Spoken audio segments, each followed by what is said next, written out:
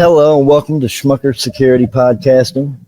We are pleased to have with us tonight Waterfall Adams. She is a poet who has released 2 books and is here tonight to talk about those books and her inspiration for how she comes up with her poetry. Hi, Waterfall. Welcome to the show tonight. I'm fine, Samuel. And you? I'm doing good. So, tell us about the 2 books that you've got right there. All right. Now, this one is my debut poetry book called The Eclectic Mind of V. It has topics ranging from the arts, blackness, 21st century issues. You might find some personification poems in there as well. And this is my second book, Free to Be V. It's about freedom, race, womanhood, and even has like a tribute point to one of my poetic inspirations. You might find some inspirational quotes by yours truly and well-known people. All credit goes to those well-known people. And the books you saw, they're also, those are the paperback versions. There's also ebook versions. So I'm trying to get the audiobook version together. They're available on Amazon and other outlets. If not, I'll try to get them on there. Okay, it's a big deal to get them on the Amazon. I've been trying to figure out how to do stuff to get put out there and get more broadcasts. It's a process, but yes, it is. But I can make sure that when this is over, I'm going to include your links and everything, and I'll make sure people can come and follow you, check you out. I will send out a bunch of invites as well when the show's over tonight. Okay. So, tell us about some of your inspiration for some of the poems in your book. Well, my own personal experience and everyday life and current events and the topics I just mentioned is found on the back of my books. You might find on Amazon as well. Right on. Is there any favorite poetry that you've written that really stands out to you? Well, one of them, even though it's on this book, this one has a more revised version on it. I'm trying to adapt it into stage and or screen. It is called We Have to Dance. It's about the history of African American dance. So here we go. As a people, we have to dance. Oh, and I also might break down some lines if we have time. Go ahead. Anyway, as a people, we have to dance. Way back in the motherland, we always had to dance. Through times of joy, sadness, to heal and rites of passage, we have to dance. Through times of enslavement, we still have to dance. Even when they try to take it away, we dance through the shade. From the juke joints to the migration, we have to dance. Even when it's time to pay the rent, we had to dance. Through depression and worldwide war, we have to dance. In the dance studios, we have to dance. On television and through civil unrest, we have to dance. Live and in color. We can get smooth and we can get rough. Live and in color and integrated. Through the Soul Train days and the disco nights, we have to dance. With BET, MTV, and VH1, we have to dance. Through social media, we have to dance. At Broadway, church, the club, community centers, competition, Hollywood, television, social gatherings, universities, all over the world, we have to dance. We even put our own spin on it. Because of this, I shake what my ancestors gave me and get my Jackson on. So to the future and beyond, we have to dance. Thank you. I like that. That was pretty cool right there. I like the way you implicated a lot of different cultural aspects from the start to the finish with everyday life. That was Thank you. That's a way of showcasing that everything's connected as one instead of just separate.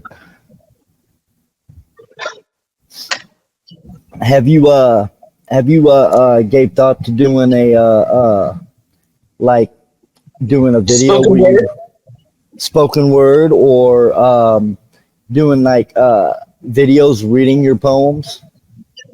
Yeah, actually, yes, I do.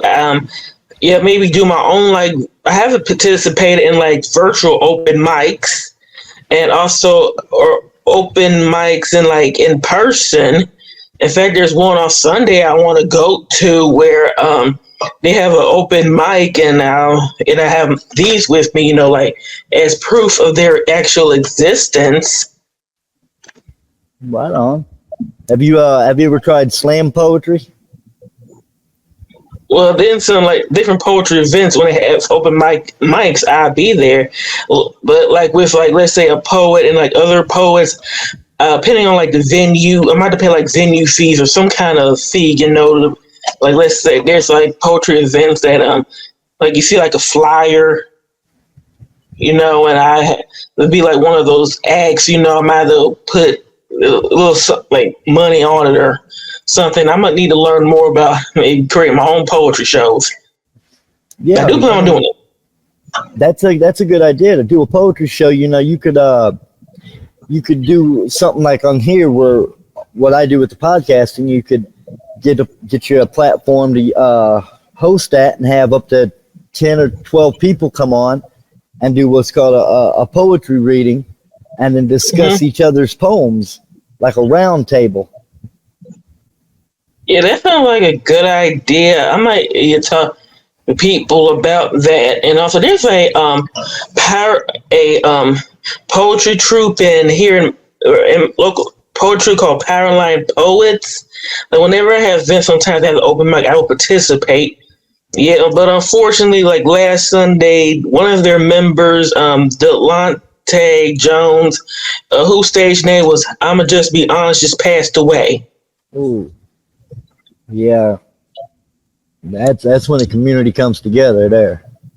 Yes, well, like this post show, it's gonna take place in like my boss um pizzeria and lounge where the admission proceeds will go to the deceased family. Rest in peace. Right on. That's what's up. Come out and do a raising to help out with the family. That's nice. Yes, it is. Because usually, like if somebody like your loved one pass away, either hope they get insurance or people crowdfund. Yeah, I've been trying to do that for the movie I'm making, and it can be rough sometimes, but you know everybody has to reach a different perspective on what they want to contribute to, and something like that is a major contribution. Yes, and I also remember hearing about direct filmmakers. They use their like credit cards to make their film happen. But Yeah, crowdfunding might be a safer option. I'm looking at doing a crowdfunding myself. In fact, there's a company in Nigeria. They've been helping me with the marketing and promotion of my books, and they created my logo. They created my book trailers and book promos, and we're trying to get a crowdfunding site for me together. And sounds also, nice. I also might talk to them about like my own website and what else I'm trying to do with them. Oh yeah, my own website and the promotion of my third book that I am working on. It is a non-poetic book called "Make Money While Sitting on Your Ass," where the word "ass" is spelled A, United States of America $sign. Right on. I like the title of that. You should look into a website called webador.com.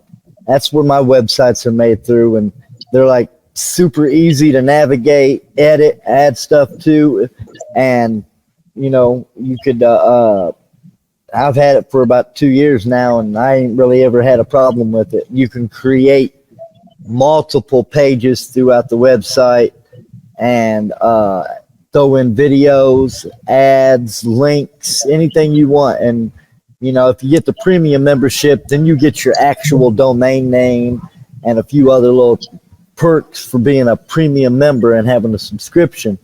And it's, to me, it's worth having because you get a lot of benefits from that website. So I'll send you a link later when the show's over for you to go check them out and see what you think. Okay, and also I forgot to mention the company's name is called Precious Digital Marketing Agency. It is ran by Ajalete Precious Gideon. Okay. If you want to send me that link, I'll put that into the description later. Okay. And is there a place that our viewers that's watching tonight can go check out where your work is, download or purchase them? Well, like I said before, my books are on Amazon and other outlets. I'm also on social media as well, on Facebook, X, formerly known as Twitter. Okay, let me also some things are mentioned in my book right here, so I won't forget it. I am on LinkedIn, Instagram, Gram, Tumblr, Reddit, TikTok, Pinterest, and YouTube. I'm on them. And I have 2 blogs as well. Okay. Will you is the name Waterfall Adams how they locate you on them social media sites? Yeah, I do have different handles. Some of them have Waterfall Adams on there. Okay. And even when you don't have got my government name on, then I'll remember to send you those links to those social medias. Right on, and I'll include that with the description for when viewers watch. They can click the link that's going to be below that they can check it out. Thank you. No problem. So have you said you were getting ready to start working on a 3rd book, or have you already started a 3rd book? I've already started. I got about over 40 pages.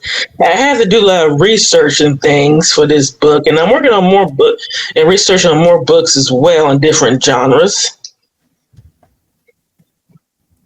So with this book not being a poetic book, what made you decide to go from poetry into some what kind of genre would you describe what this 3rd book is? Probably business or financial or like self-help, you know. Okay. Yeah, just make want be like I have more versatility as a writer. And what inspired you to write that? Well, the 2020 pandemic, the evolving, like the job market and the job search, and my own frustrations of the job search, having trouble trying to find a job, being autistic, that's a big challenge. And what you were taught about how to get a job is not like what you were taught from like previous generations. I can totally agree with that. You know, I've had problems trying to find full-time employment that is either enjoyable and the money's worth it, or it's a horrible job and the money ain't worth it. And you know, you got to make a decision. And some people ain't cut out to work in a restaurant. Some people ain't cut out to do landscaping. So but you got to find that niche, and that's a good thing to be able to pass on information for those that are struggling, or being somebody who just got out of jail and can't get a job at Taco Bell or McDonald's because they don't want to hire a felon. Well, they can start their own businesses, become self-employed legally, of course, depending on what they got locked up for. Right here, that's what I did. I was working at a pizza joint delivering pizzas next door to a music venue. And I was in and out of there every day. And eventually they just said, "Hey, man, you want a job? You in here all the time. You might as well work here." And I was like, "Yeah, what's up?" They said, "You want to do a security guard?" I'm like, "I got felonies, man. They ain't gonna hire me. That's a waste of time." And he said, "Man, just shut up and fill out the application and watch what happens." and I started working there. And then, now I went from doing that to hosting a podcast, taking photography and doing videos at wrestling shows, making a movie, being in a movie, being in a short, being in a web series, being on the stage with rock stars and musicians and taking photos and jamming out with them.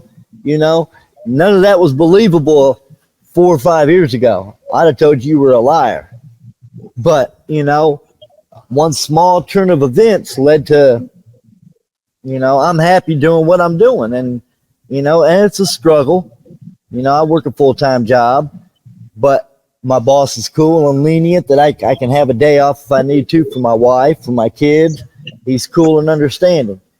And, that's why what you just said, showing people how to make money while sitting on the ass is where we're at today. People are sitting at home doing nothing but typing on a computer, watching Family Feud on TV while they getting $30 an hour for typing in some paperwork on a computer. But a lot of people don't know how to get that job. You Google it, you get 50 million things, and half of them are scams. Yeah, and also, they've been scams that have been having around since the beginning of time, and those we have not heard of yet.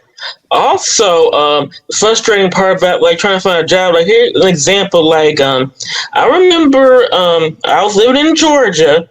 I applied for a job at a department store. But then, months later, due to things beyond my control, I had to move back to Mobile, Alabama. And get this, the department store called me about a year later about a job interview. A year. And also, it was around December 2013. That's when I graduated from University of South Alabama, and then came 2014. And then these days, one outdated job advice you could give to somebody is pounding the pavement.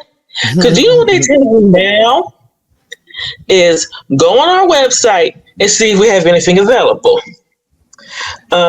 Attach your resume to this or cover letter to a CV to this email address.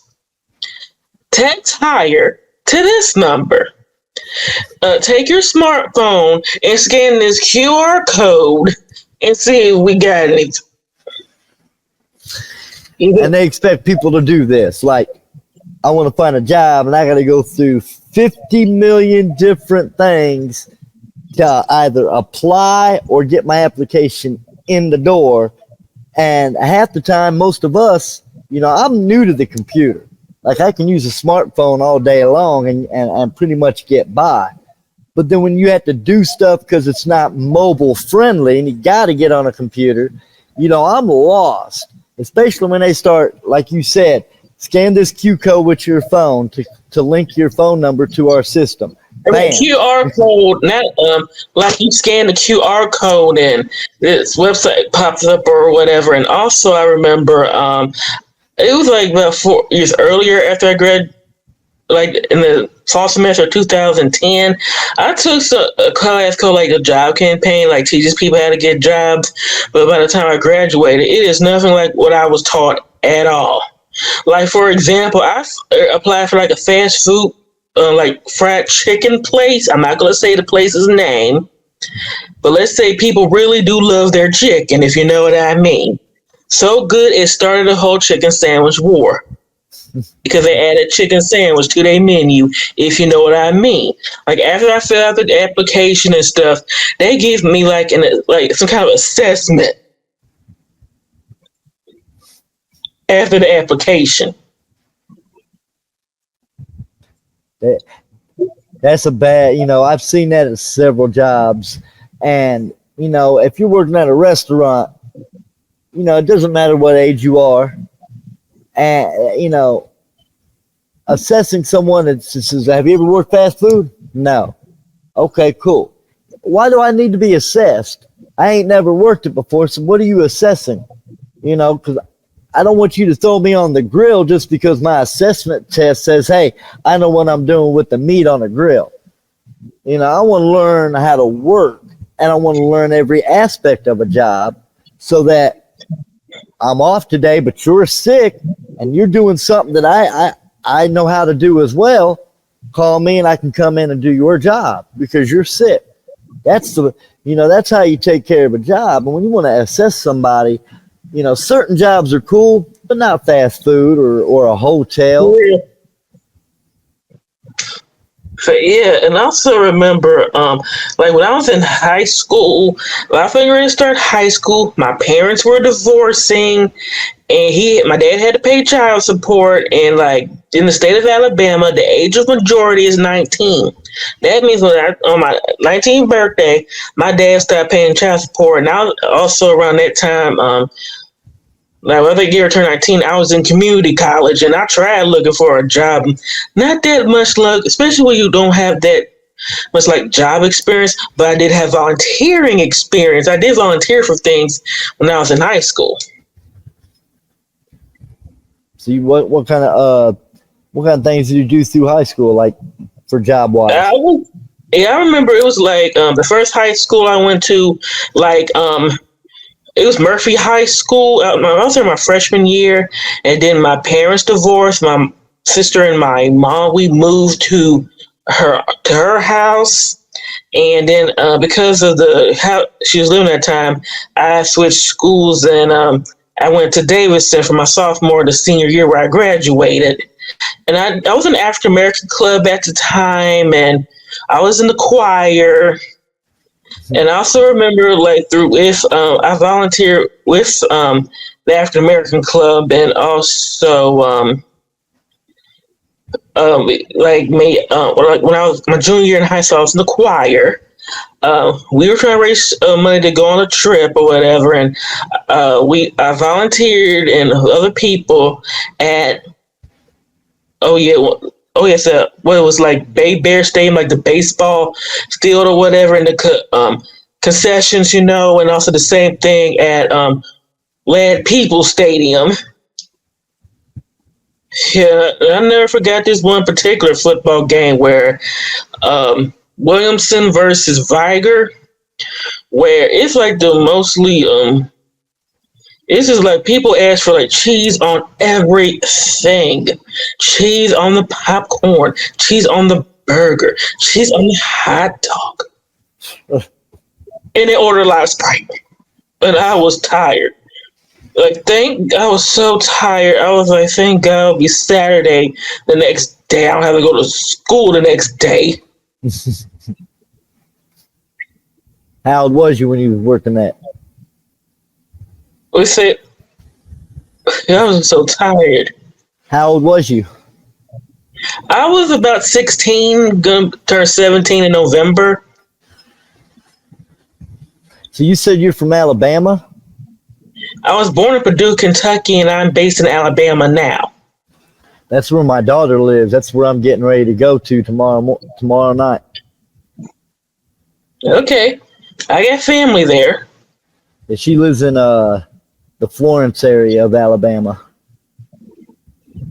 Oh, wait a minute, that's a family in Alabama. I do have my immediate family, but extended relatives I have in Paducah, Kentucky. I've been through Paducah a couple times. Okay. Hope you enjoyed the Quilt City.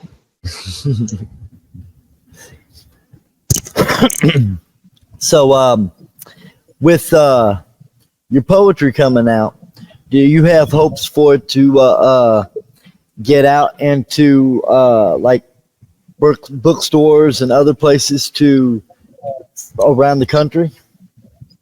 Oh, I'm trying to do that. Yeah, I'm trying to go about that, like there's a local bookstore that I could do like book signing and book reading. It's just that can sell on consignment. I just need to order more offer copies of my book to do a cert for that task.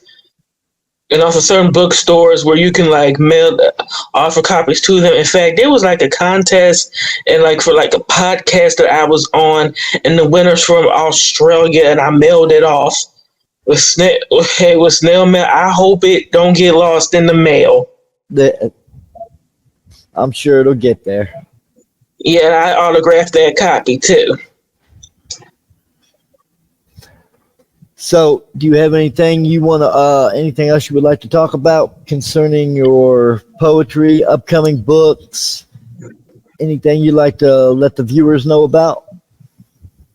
Well, that is all for now. If anything more comes up, I'll schedule another interview. Hey, that sounds perfect for me. I appreciate you coming on tonight and talking about your poetry and your upcoming book about finance and self-helping, getting you a way to make some money if you can't get a job. That's an inspiration for anybody that's True. hard. Legally, when the books come out, please read the disclaimer. For all my viewers out there that tuned in tonight, I want to say thank you. And I want you guys to check out the description. There'll be some links that I'll post in the comment section. And I want you guys to come and follow Waterfall Adams. I will be posting some links for her in Facebook. If you follow me there, please come and check them out. If not, you can check out the description in the comments below. Thank you.